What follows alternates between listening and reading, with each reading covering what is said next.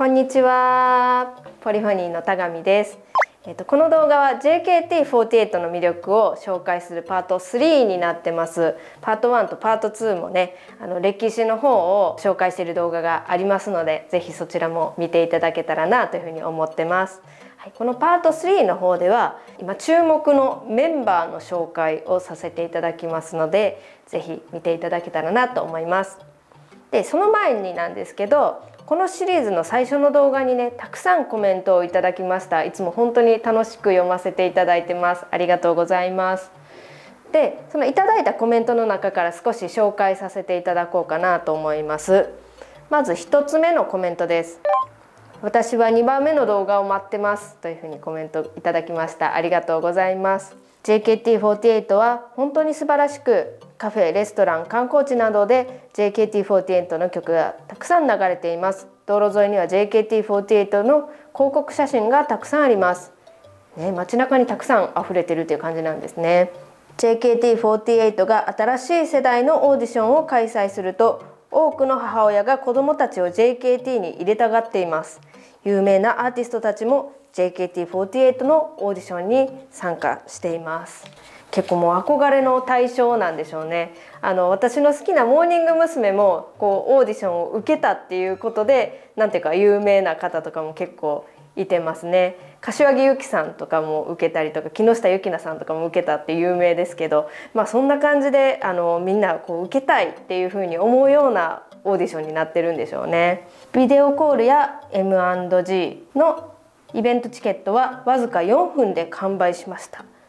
現在 JKT48 はインドネシアで最も高い収益を上げているグループです。子供から大人、そして母親から父親まで多くの人々が JKT48 を好きです。すごいね、国民的アイドルですよね。本当にたくさんの人に愛されてるんだなというのが伝わりますね。で、続いて2つ目のコメントです。JKT48 はインドネシアで非常に人気があり、現在48グループの中で最も有名なグループです。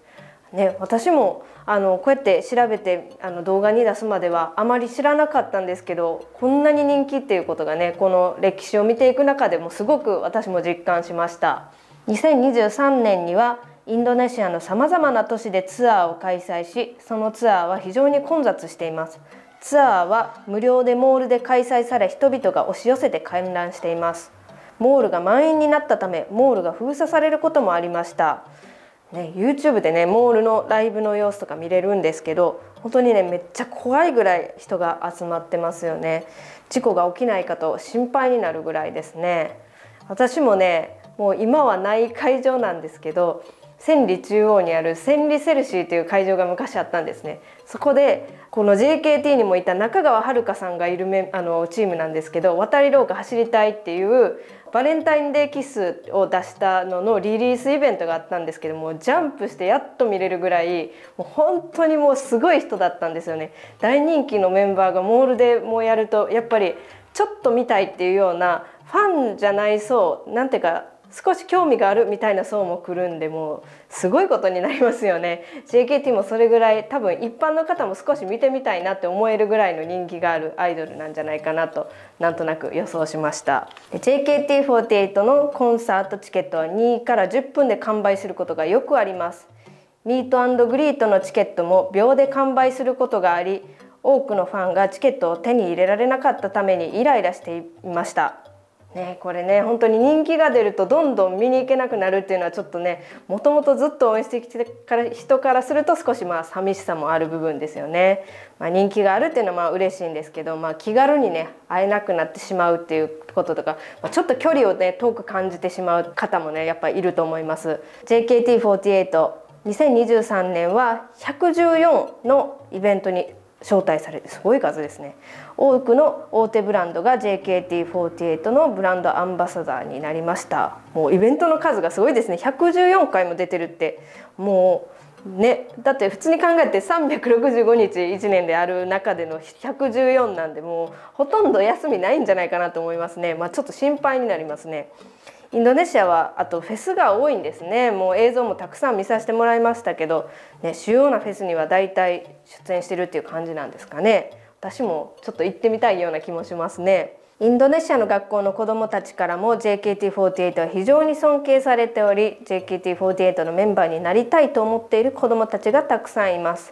実際インドネシアのほとんどの学校では、学校のイベントがある時にはほとんどの生徒が JKT48 のダンスをカバーしています。いいですね。なんか小学校とかで流行るっていうのはなんか本当に売れてる感じがしますよね。みんなの憧れの的っていうところでしょうか。はい、今2つコメントを紹介させていただきました。現地の方の意見を直接聞けるっていうのが結構コメント欄なので、私も本当に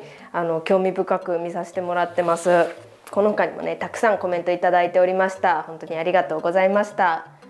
はい、じゃあここから本題に入っていくんですけど、おすすめメンバー紹介ということで今日はやっていきます。で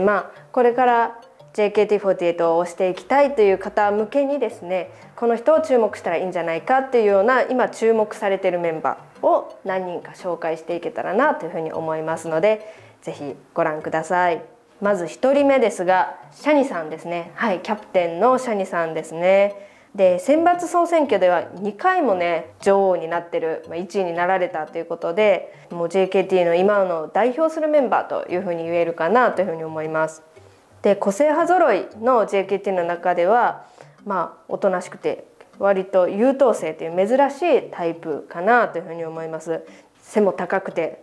とても美人ですね。アイドルというよりかは結構女優さんっぽい雰囲気がある、それがちょっと魅力的な部分かなというふうに思います。背が高いのでその身長の高さを生かしてダイナミックなパフォーマンスをされているっていうのにも定評があるメンバーになってます。ちょっと前のその歴史動画でもお伝えしたんですけど、彼女はもう卒業を発表されているので残り期間はもう決められた期間なんですけど、逆に言うとねまだちょっとその期間は応援できるということなので、今から推してそのね有終の美を飾る彼女を見守るというのも楽しいんじゃないかなと思って最初に紹介させていただきます。2人目なんですけど、フィニさん。彼女もシャニさんと同じ3期生のメンバーになってます。髪の毛をね染めてるのでパッと見て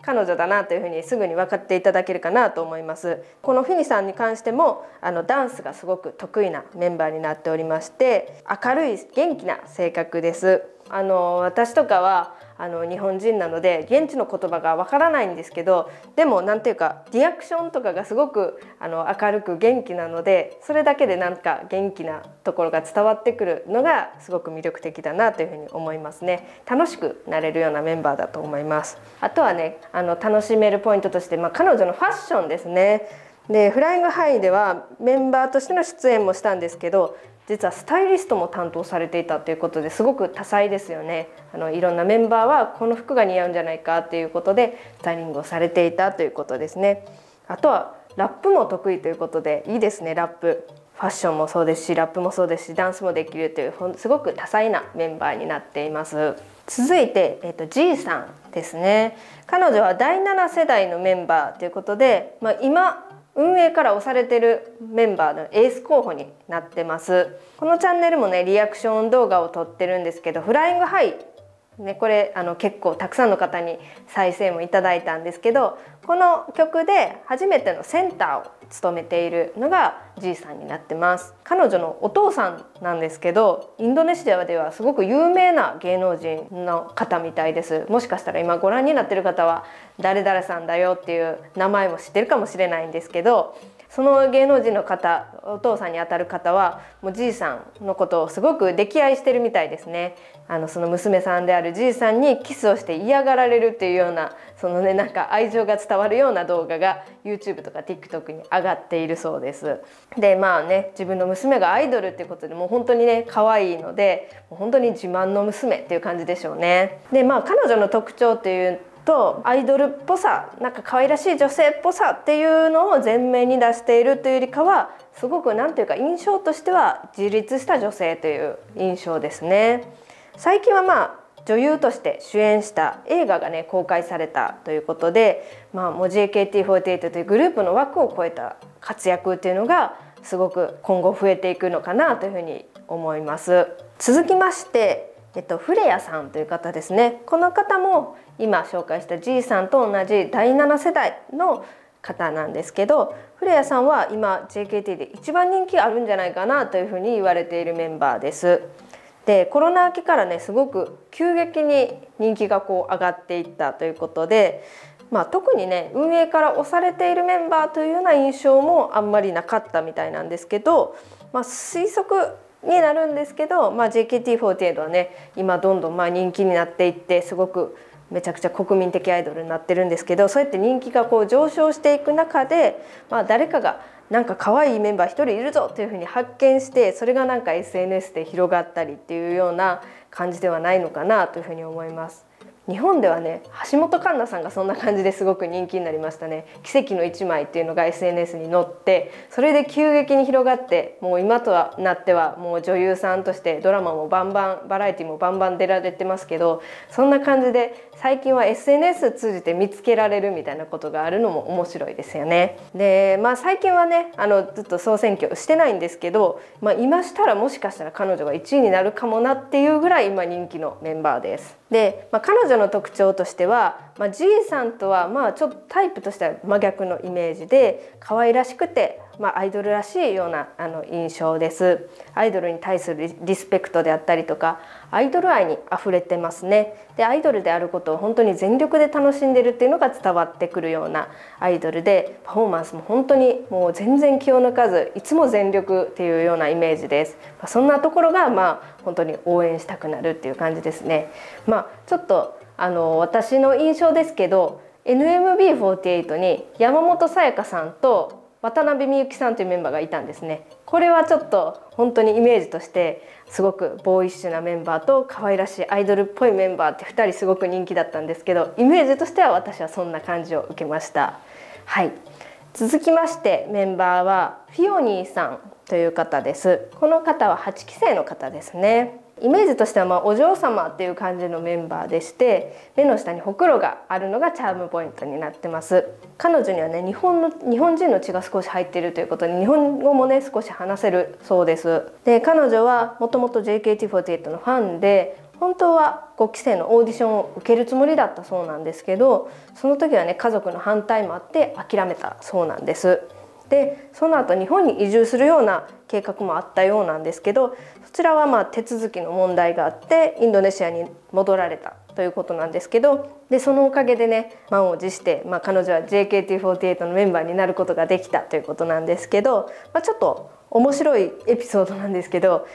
彼女は JKT48 が無給だと思っていたということで、こんなにねもうイベントとか出まくってめちゃくちゃ働いてるのにそんなイメージを持ってたんですね。はい、なので給料もらった時にびっくりしたということで、これちょっと天然エピソードかもしれないですね。はい、そんな可愛らしいフィオニーさんです。続きまして、9期生のカトリナさんというメンバーです。彼女はね目鼻立ちがくっきりして、南国の美少女っていう感じですね。私たち日本人がイメージするインドネシアの方、綺麗な方ってこんな感じだなっていうイメージなんですけど、ハイビスカスの花をこ